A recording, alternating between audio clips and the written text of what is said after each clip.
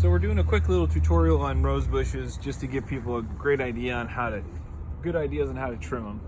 If you have the years before's growth, we're going to walk over to this rose bush and take a look.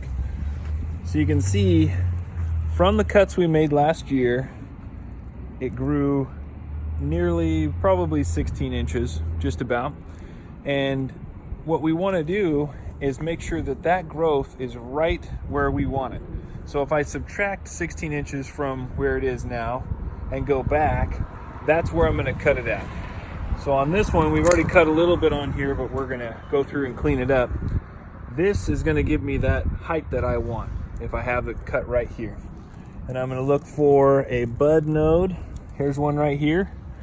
And even though this is further down than a lot of the other ones I cut, that's perfectly fine. It's a larger branch. It's going to produce more growth from a larger branch than it will from a smaller branch, for example. So these smaller branches I trim to match the rest of the shape, but these larger ones go back down just a little further, and that's going to put every flower right where I want it. And that's what you got to do, is think about the height it grew the year before and trim it down accordingly. Here's a good example. This was a shorter branch.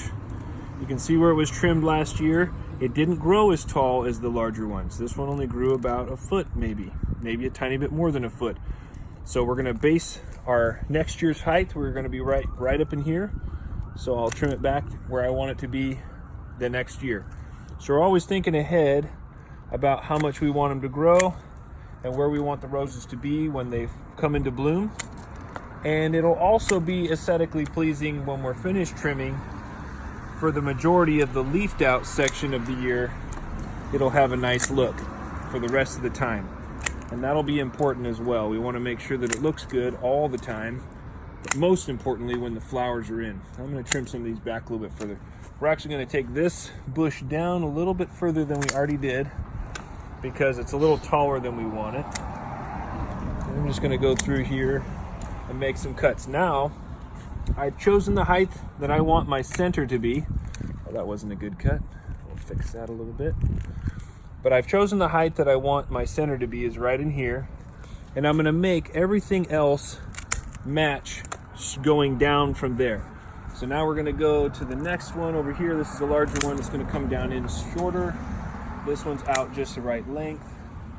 This one's out just the right length.